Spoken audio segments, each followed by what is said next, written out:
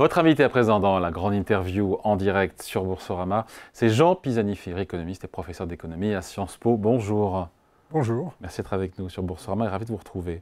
Vous publiez Les nouvelles règles du jeu, comment éviter le chaos planétaire, coécrit avec Georges Papaconstantinou, pour le bien le dire, aux éditions du Seuil. Juste un petit mot comme de l'actualité, on va parler du livre bien sûr.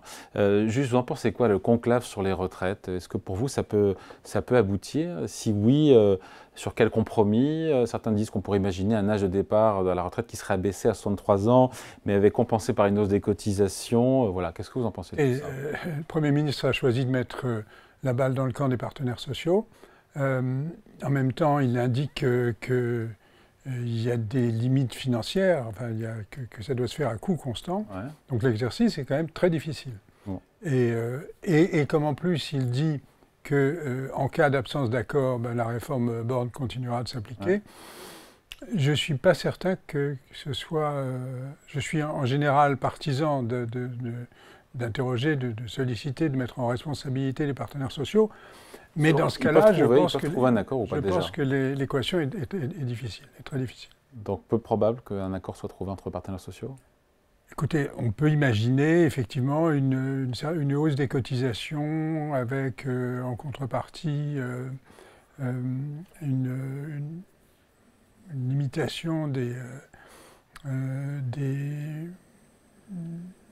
dispositions touchant à l'âge de cessation d'activité. Mais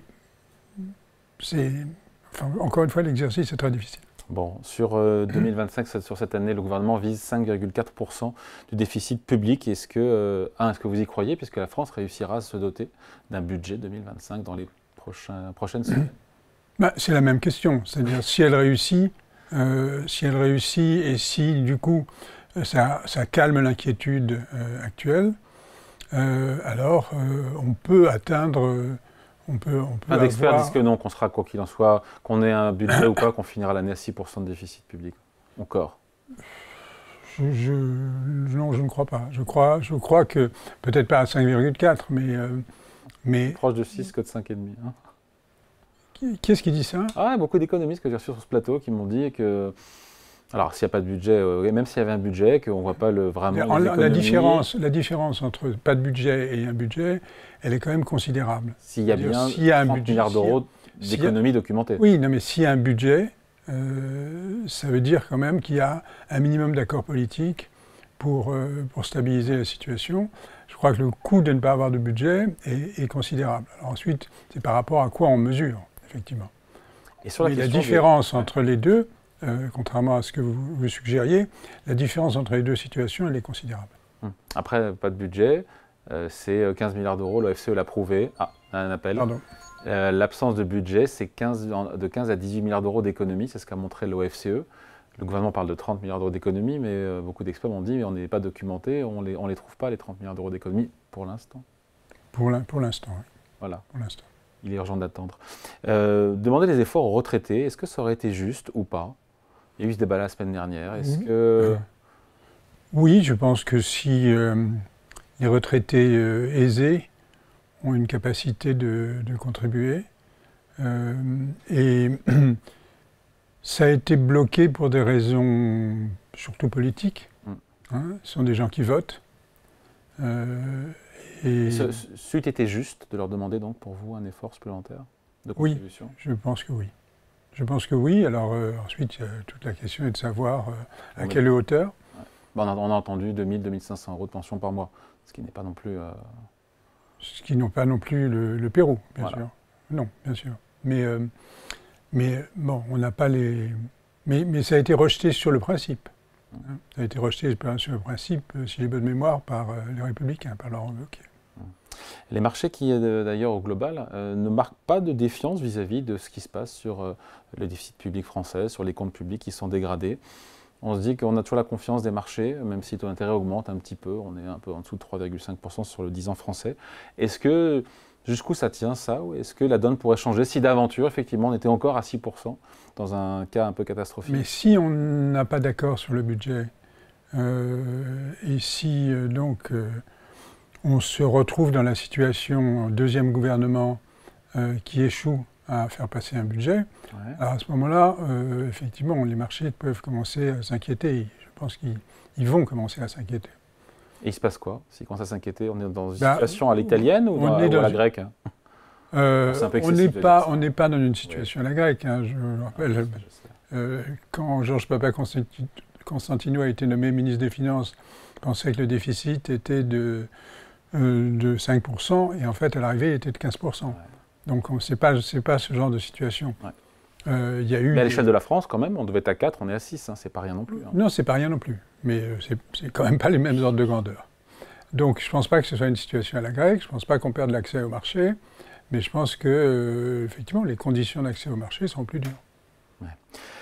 L'Europe décroche dans le monde, certains disent ça, et que la France décroche en Europe. Oui, je pense. On peut dire les deux? Je pense que les deux sont enfin, l'Europe décroche dans le monde, c'est le diagnostic de Mario Draghi. Hein, il n'est pas disputé. Il y a la plupart des observateurs et des responsables politiques s'y rallient. Le plus difficile maintenant, c'est le plan d'action qui va avec. Donc, je pense que ce diagnostic-là n'est pas disputé. La France décroche en Europe. C'est moins clair parce que le diagnostic sur la France, il est plus récent. Et alors, ce qu'on sait, c'est que effectivement, la France a un problème de compétitivité structurelle au sein de l'Union européenne. Elle a des problèmes de spécialisation. Elle a un problème récurrent. Je ne sais pas, cette discussion, on aurait pu l'avoir il y a 5 ans, 10 ans, on aurait dit la même chose. Même si on a corrigé. On a corrigé notamment sur la partie coût un petit peu. On a corrigé, oui, enfin, le problème a changé de nature. C'est-à-dire qu'on avait, sous le quinquennat, au début du quinquennat de François Hollande, il y avait ce problème de compétitivité coût, et ce problème, il a été traité. Il n'est pas résolu quand on voit le patron de Michelin qui a été auditionné au Parlement. Il dit qu'il y a un problème de compétitivité française coût entre le brut et le net, que le brut coûte trop cher aux entreprises et qu'il reste finalement beaucoup moins aux salariés aussi. Oui, mais enfin, il faut quand même que quelqu'un paye pour la protection sociale. Si vous voulez, le Michelin, c'est le plaidoyer traditionnel des industriels. Les industriels, ils sont à des niveaux de rémunération qui sont de l'ordre de 2 à 3 fois le SMIC, non pas les patrons bien sûr, mais les salariés. Et donc là, on est dans la zone dans laquelle les allègements sont peu importants. Et tout leur combat, c'est d'essayer de maintenir ces allègements, alors que... On a besoin d'industrie en France, on a besoin, de gagner ce combat. Oui, on a besoin d'industrie. Mais il faut financer aussi la protection sociale. Mais oui, il faut aussi financer la protection sociale. Mais on est dans des zones de salaire dans lesquelles les allègements ont un effet massif en termes de coût, et que ce coût, il se traduit en fait en augmentation, assez facilement en augmentation de salaire. Donc c'est pas une politique publique efficace que de faire des allègements entre 2 SMIC et demi et 3 SMIC et demi. Alors comment on fait quand on se compare aux Allemands, à d'autres pays où finalement ça coûte moins cher à l'entreprise et il reste plus aux salariés? C'est parce qu'ils n'ont pas le même modèle social que nous, c'est ça la réponse? Ils n'ont pas tout à fait, ils n'ont pas un modèle fondamentalement différent du nôtre. Alors comment ils font eux pour que ça coûte moins cher aux entreprises et qu'ils restent plus dans la poche du salarié à la fin du mois? Écoutez, nous on a un SMIC qui est relativement élevé par rapport aux autres pays européens. On a mis en place ces allègements pour diminuer le coût du travail au niveau du SMIC. On a assez largement réussi à diminuer le coût du travail au niveau. C'est pour ça que le chômage est revenu un peu au-dessus de 7%. Et c'est pour ça que le chômage a baissé. Donc il y a quand même eu des succès, si vous voulez. La politique de l'offre, c'est le bilan de la politique de l'offre. Il n'est pas celui qu'espérait Emmanuel Macron, mais il n'est pas négligeable. Il a coûté cher, diront certains. Donc si on se dit que le second mandat de Trump pourrait accélérer ce mouvement de décrochage de l'Europe et donc de la France, c'est une réalité, il faut s'y préparer, il faut réagir? Ah oui, il faut réagir. Notamment les premiers jours. Oui, il faut réagir. Il faut réagir, il faut que l'Europe dise comment elle va répondre à cette situation. Donc dans le livre avec Georges Papaconstantinou, on écrivait comment éviter le chaos planétaire. Le chaos planétaire, on est dedans aujourd'hui. Et donc aujourd'hui... Pourquoi c'est chaos planétaire aujourd'hui? Parce que la différence entre la situation sous le premier mandat de Donald Trump, c'était qu'il y avait un certain nombre d'accros aux règles internationales. Là, on est dans un système, il est en train d'essayer de mettre en place un système très différent, c'est-à-dire un système dans lequel les États-Unis règnent en maître et définissent les règles qui leur conviennent. Et non seulement ils définissent les règles qui leur conviennent, mais en plus ils ne s'enferment pas dans un système de règles sectorielles. C'est-à-dire qu'il n'y a pas les règles du commerce, les règles de la monnaie, les règles de la diplomatie, etc. Ils jouent sur tous les tableaux à la fois. Donc ils jouent une politique de puissance sur l'ensemble de la palette. Mais en quoi ça engendre un chaos planétaire pour autant? D'abord, cette hégémonie multifactorielle.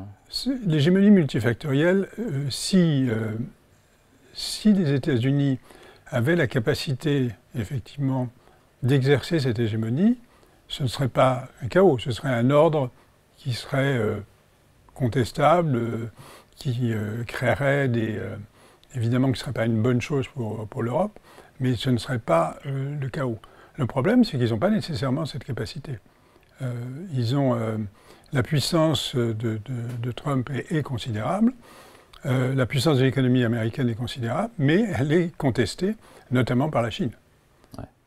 Juste sur vous ne vous faites pas d'illusions, Jean Pisani-Ferry, Trump finira par nous imposer à nous Européens des tarifs douaniers, même s'il a dit à Davos aux patrons européens, venez vous installer ici, vous aurez la fiscalité la plus basse du monde, ou sinon vous aurez des droits de douane.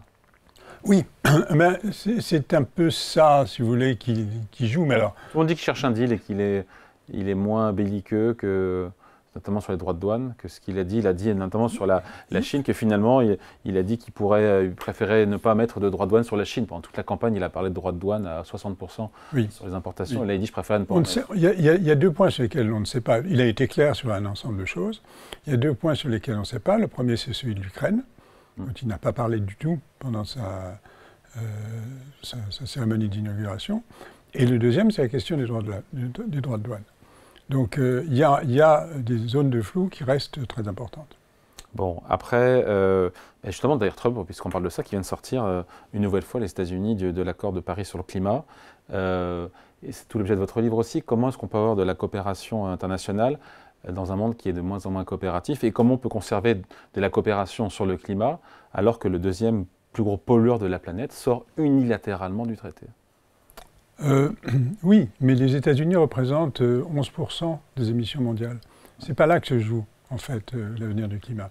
Il se joue massivement en Chine, en Inde, dans les grands pays émergents. Donc, ce que peut faire l'Europe, qui est un acteur significatif de ce point de vue, c'est de dealer avec les pays. C'est de dealer avec ces pays. C'est de prendre acte, en fait, de la sortie des États-Unis. Au niveau fédéral, ça n'empêchera pas qu'au niveau des États, au niveau des entreprises, il y a des choses qui se passent. Et en revanche... Comment on fait pour dealer avec un Sud global qui ne veut pas s'aligner et qui en a marre qu'on lui fasse la leçon et qu'on lui dise comment on doit sauver la planète alors que les pays occidentaux ont pollué pendant des années pour élever leur niveau de vie? Oui, bien sûr, bien sûr. Bien sûr, ça veut dire des ressources financières, ça veut dire les aider. On n'a jamais réussi à se mettre d'accord là-dessus. Hein. Non, on n'a jamais réussi à se mettre d'accord là-dessus. Enfin, si, quand même. On a atteint les 100 milliards de dollars par an. Qui vont où, ces 100 milliards-là? Qui vont essentiellement sur... c'est une combinaison de dons et de prêts, mais qui vont à financer la décarbonation des pays du Sud. Vous savez que dans les pays du Sud, la décarbonation est beaucoup plus chère, parce que le coût du capital est beaucoup plus élevé, et parce que les besoins d'investissement sont beaucoup plus importants. Cette rivalité entre les Américains et les Chinois, ça peut conduire encore aussi à un chaos mondial. Et double question, comment l'Europe peut justement éviter de se retrouver coincée entre ces deux blocs-là? Parce que c'est comme le chemin qu'on prend là.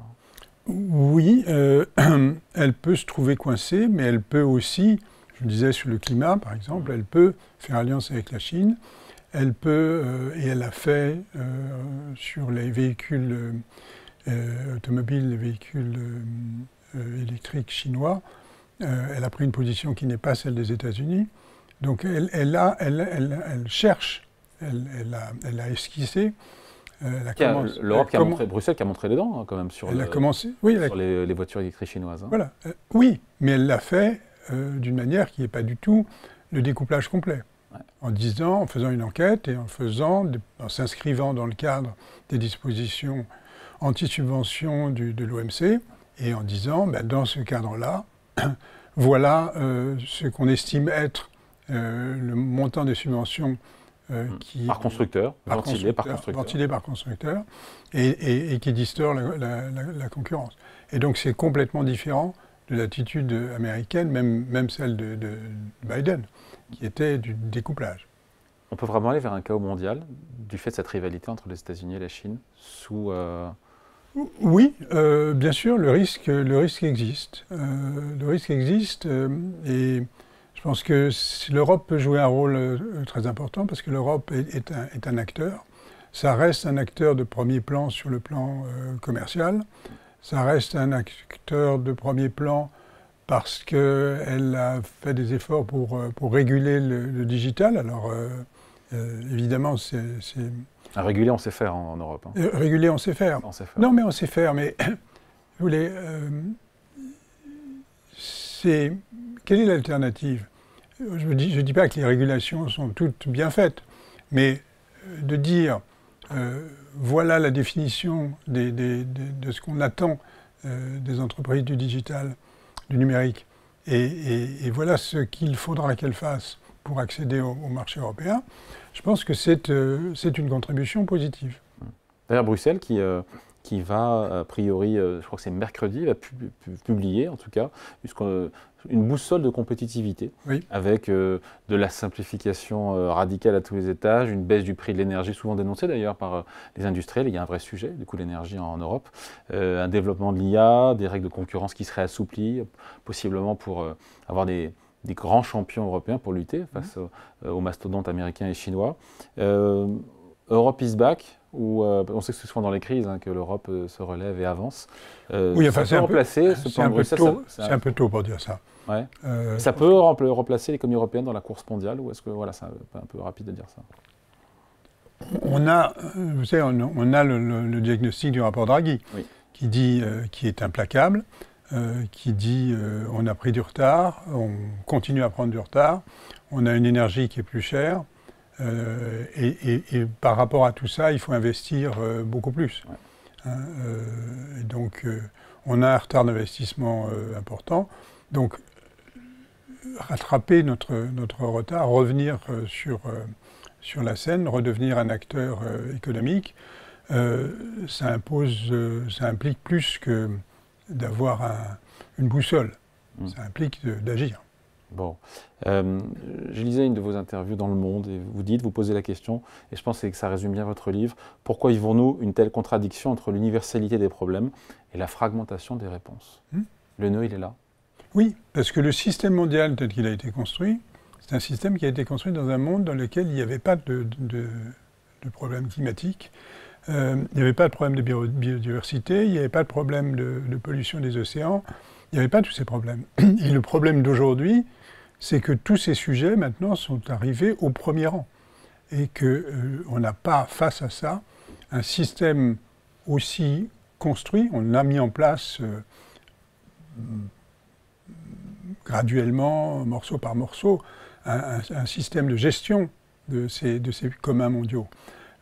Mais on n'a pas un système aussi construit que le système de l'après-guerre qui régulait le commerce international, les politiques de change, etc.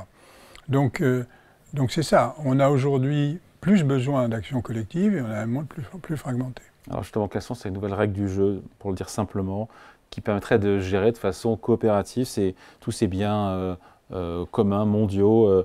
On a dit le climat, la transition, mais il y a aussi la santé, il y a les migrations, la question des migrations, c'est un grand sujet. Alors la question des migrations, dans le livre, on est très pessimiste sur ce sujet. C'est-à-dire on voit bien que même un accord extrêmement mou, on n'y arrive pas.